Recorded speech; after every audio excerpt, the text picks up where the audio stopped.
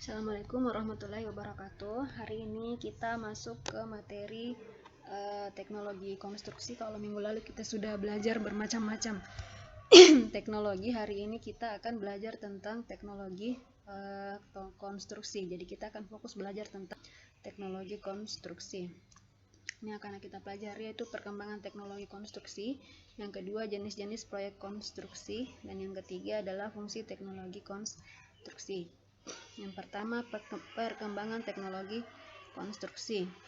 Jadi pada awalnya manusia hanya memanfaatkan apa yang ada di alam sebagai tempat tinggal, jalan, jembatan, serta sarana dan prasarana lainnya untuk memenuhi kebutuhan hidup sehari-hari. Nah, misalnya pada zaman dulu manusia menggunakan gua sebagai tempat tinggal. Seiring dengan perkembangan ilmu pengetahuan, manusia mulai memanfaatkan apa yang ada di alam seperti batu, tanah, kayu, dan sebagainya untuk membuat infrastruktur dan bangunan. Nah, seperti ini dulu orang tinggal di gua pada zaman dulu. Kemudian seiring perkembangan teknologi mulai membuat rumah dari kayu, dari pohon. Kemudian berkembang lagi, jadilah rumah modern seperti ini, rumah batu dan sebagainya. Nah, infrastruktur pun semakin berkembang pesat. Mungkin dulu kita belum dapat membayangkan adanya jalan layang, bandar udara, gedung apartemen berpuluh-puluh tingkat, menara yang menjulang tinggi, dan bentuk-bentuk konstruksi modern lainnya yang membantu manusia dalam memenuhi kebutuhan hidupnya. Nah, oleh sebab itu, sudah sepantasnya kita bersyukur kepada Tuhan Yang Maha Esa atas akal dan pikiran yang diberikan olehnya, sehingga manusia mampu berpikir dan menciptakan teknologi-teknologi yang luar biasa. Sekarang kita masuk ke yang kedua, yaitu jenis-jenis proyek konstruksi. Jenis-jenis proyek konstruksi itu ada 4.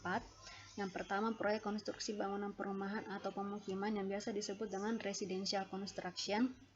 Kedua, yaitu proyek konstruksi bangunan gedung atau bisa disebut building construction, itu bahasa Inggrisnya ya. Kemudian yang ketiga, proyek konstruksi teknik sipil. Nah, disebut heavy engineering construction. Kemudian yang keempat, itu proyek konstruksi bangunan industri atau industrial construction. Nah, kita lihat penjelasannya.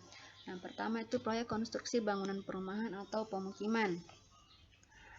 Proyek ini mencakup proyek pembangunan tempat tinggal seperti rumah, perumahan, villa, ataupun apartemen.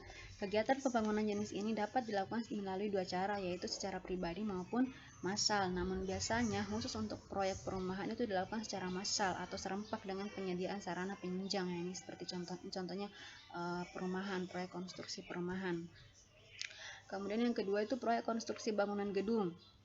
Itu konstruksi bangunan gedung ini merupakan tipe pekerjaan atau proyek yang banyak dilakukan karena tipe proyek seperti itu menekankan pada pertimbangan konstruksi, pertimbangan pada teknologi yang praktis, dan pertimbangan pada peraturan bangunan setempat. Jadi ini ada beberapa pertimbangan-pertimbangan dalam membuat proyek konstruksi bangunan gedung.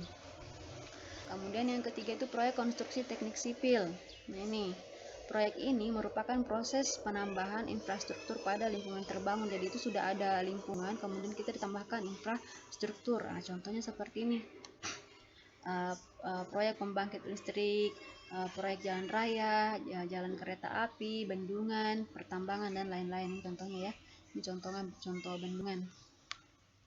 Kemudian yang keempat itu proyek konstruksi bangunan industri. Nah, proyek ini merupakan bagian yang relatif kecil dari industri konstruksi, tetapi merupakan komponen yang penting dalam pengembangan bangunan industri.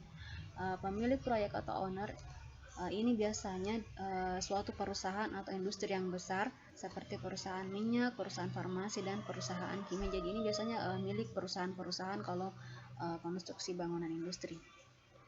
Kita masuk ke materi ketiga, yaitu fungsi teknologi konstruksi itu ada 3. Yang pertama, memberikan ruang rancang bangun yang efisien, irit material tapi tetap mempertahankan standar kualitas layak tinggal seperti konstruksi rumah, villa, apartemen, dan lain-lain. Jadi itu memberikan ruang rancang bangun yang efisien untuk pembuatan konstruksi rumah, villa, apartemen, dan lain-lain. Yang kedua itu mendukung pekerjaan dan aktivitas manusia seperti konstruksi pada kantor, gedung, toko, dan lapangan. Yang ketiga itu mempermudah transportasi dan komunikasi dalam bentuk konstruksi seperti jalan, jembatan, dan rel kereta api. Silakan materi ini kalian catat, kemudian jika ada pertanyaan silakan share di grup. Assalamualaikum warahmatullahi wabarakatuh.